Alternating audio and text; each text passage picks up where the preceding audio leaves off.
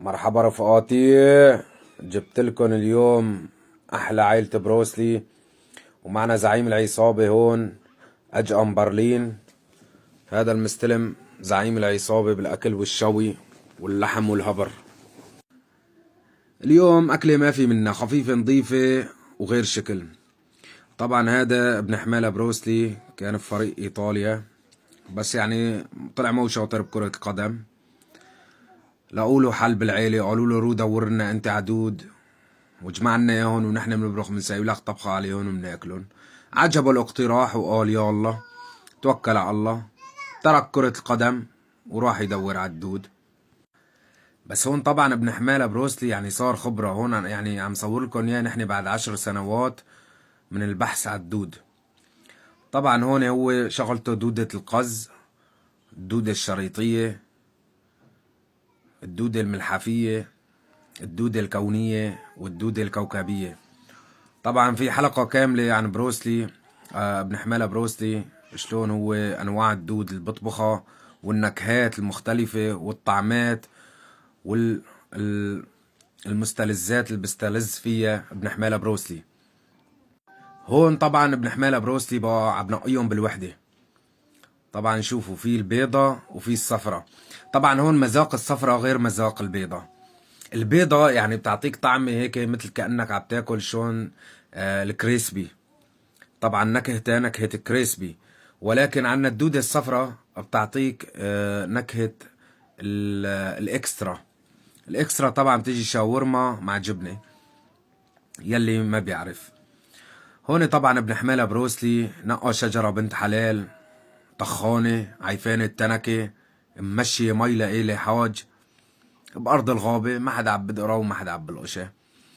هون ابن حمالة بروسلي طبعا لاحظوا معنا ما بشيل الدودات البيض، لأنه هو قال معه قرحة بالمعدة والدودات البيض ما بناسبه. طبعا بعبيهم بكيس بياخدهم لعند خالته بتحبهم كتير. والوجبة طبعا لا تقل لازم يعني بالعدد، بدها تكون 69 دودة. يعني إذا بحط 70 دودة بتخرب الطعمة، إذا بحط 68 دودة بتخرب الطعمة. طبعا هون الله بياخدهم بغسلهم بشوية مطر، مية مطر، فرفشهم بقلبهم بإيديه بأصابيعه، يا سلام، وبشيلهم بحطهم طشت تاني. تروح وحدة عفس، تروح وحدة هرس، ما بأثر. بجيب هون شغلة 15 علبة نسلة حليب، معلبات طبعا، الله يرضى عليكم. نسبة الدسم بدها تكون هون دقيقة جدا. يعني إذا واحد هيك تفهمن وراح جاب لي حليب بقر من عند الزلمة ما بصير، الله يرضى عليك، ما بصير. حليب غنم ما بصير، بدك تجيب حصر النسلة. بزت فيه الدودات بخليهم هيك يسبحوا ويلقشوا مع بعضهم ويتنكوشوا.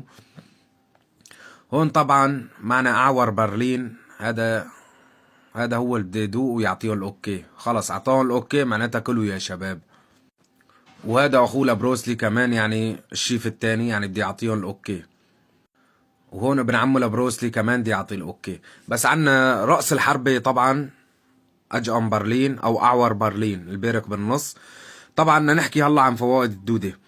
هاي الدودة اول شغلة لتنشيط الذاكرة، لمحاربة الشيخوخة، لقرحة المعدة، لالتهاب الكولون، لعلاج البواسير، لتشنج الأعصاب، لتشنج العضلات. طبعا بتفيد لاعبين كرة القدم وكرة السلة، إذا في أي تشنجات عضلية بتمنعها، بتمنع الجلطة الدماغية، بتمنع التهاب الأذن والأنف والحلق والحنجرة، وبتعالج الروماتيزم، وبتمنع الجلطات والسكتة الدماغية والسكتة القلبية، وبتعالج المفاصل والتهاب الرئتين، وبتعالج السرطان، ومضادة للأكسدة وللالتهابات، طاردة للبلغم، مقشعة للسعلة. فوائدها كثيرة كثيرة جدا ولا تعد ولا تحصى. طبعا هون المعالق بدها تكون من النص عم تاكلوا فيها وتستلذوا، وباركين في نص الحارة او في نص الحديقة او في نص الغابة ما بأثر. هون الدودة يا حرام متكمشة عم تقول خليني اموت غرق احسن ما اموت طحن. والله انت اخ منك، اخ يا عور برلين، انت راس العصابة، السبب كله منك. الله لا